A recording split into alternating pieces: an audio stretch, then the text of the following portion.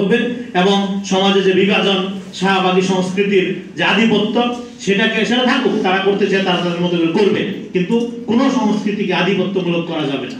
এর মধ্যে দিয়ে একটা গণতান্ত্রিক বাংলাদেশ এবং মধ্যপন্থাকে বাংলাদেশের মূল ধারা করে তুলতে হবে।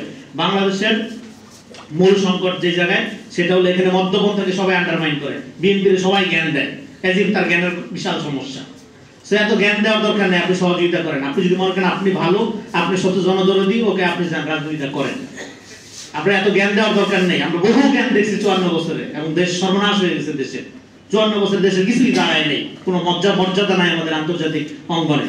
সো এই জন্য আমাদের যেটা দরকার, এখানে একটা মধ্যপন্থার বিকাশ যারা নষ্ট করতে চায় বুঝতে হবে তারা বাংলাদেশের সর্বপ্রথম শত্রু।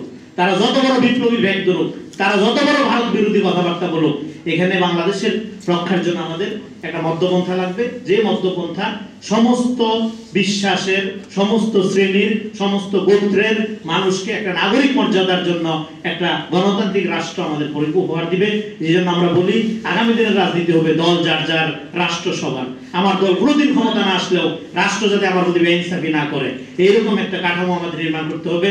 এবং মানুষের মর্যাদা বোধ হলো তার, মানে আত্মমর্যাদা বোধই হলো তার সংস্কৃতির প্রাণ।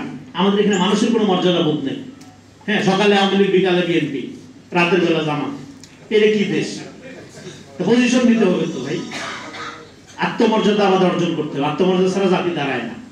সবাইকে আগামী দিনে বাংলাদেশ গঠনে যার যার ভূমিকা একদম ইমানদারির সহিত পালন করার আহ্বান জানিয়ে আমি আমার বক্তব্য